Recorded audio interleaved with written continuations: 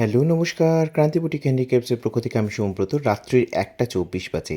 আমি চলে এসেছি তোমাদের সঙ্গে একটা নতুন ভিডিও শেয়ার করতে। রাত্রি ১টা ২৪-এ মাথায় এলো এই কুর্তিটা অনেক দিন ধরে পড়েছিল। আর এই কুচু কাপড়ের টুকরোগুলো ফেলবো কি ফেলবো না ভেবে উঠতে পারছিলাম না।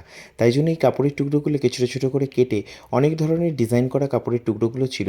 আর ভাবলাম যে একটা প্যাচওয়ার্কের কাজ তোমাদের সঙ্গে শেয়ার করে দিই। তো এই জামাটার প্লেন ছিল, ভালো লাগছিল না, তাই জন্য কী করলাম, প্যাচওয়ার্কের মতো কাপড়গুলোকে কেটে ছোটো ছোটো করে চৌকো চৌকো করে মানে রেক্ট্যাঙ্গুলার শেপে কেটে আর কি কাঁথা সেলাইয়ের মতো করে সুতো দিয়ে সেলাই করতে বসে গেলাম।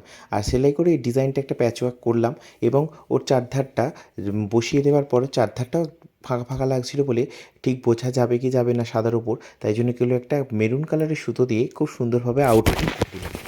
এবার এই আউটলাইন করে দেওয়ার ফলে জিনিসটা অনেক বেশি হাইলাইট হয়ে গেছে এবং দেখতেও খুব সুন্দর লাগছে।